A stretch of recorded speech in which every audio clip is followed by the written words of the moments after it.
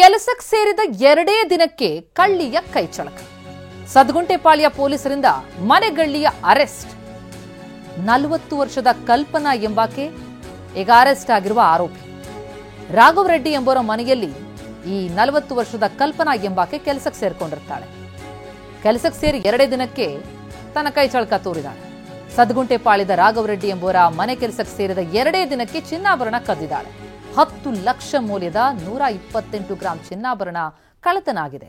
ಆ ಬಗ್ಗೆ ಸದ್ಗುಂಟೆಪಾಳ್ಯ ಠಾಣೆಗೆ ದೂರು ಕೊಟ್ಟಿರ್ತಾರೆ ಮನೆ ಮಾಲೀಕರು. ಪೊಲೀಸರಿಗೆ ರಾಘವ್ ರೆಡ್ಡಿ, ಮನೆ ಮಾಲೀಕ ರಾಘವ್ ರೆಡ್ಡಿ ದೂರು ಕೊಟ್ಟಿದ್ರು. ತನಿಖೆ ಮಾಡಿದಾಗ ಮನೆ ಕೆಲಸದವಳೆ ಕಳ್ಳತನ ಮಾಡಿರೋದು ಪತ್ತೆಯಾಯಿತು. ಸ್ಕ್ರೀನ್ ಮೇಲೆ ನೋಡ್ತಾ ಇದ್ದೀವಿ. ಈಕೆ ಆರೋಪಿ ಕಲ್ಪನಾ. 10 ಲಕ್ಷ ಮೌಲ್ಯದ 128 ಗ್ರಾಂ ಚಿನ್ನಾಭರಣವನ್ನ ಈಕೆಯಿಂದ ಈಗ ವಶಕ್ಕೆ ಪಡೆಯಲಾಗಿದೆ. ಜೊತೆ ಈಕೆಯನ್ನು ಅರೆಸ್ಟ್ ಮಾಡಲಾಗಿದೆ.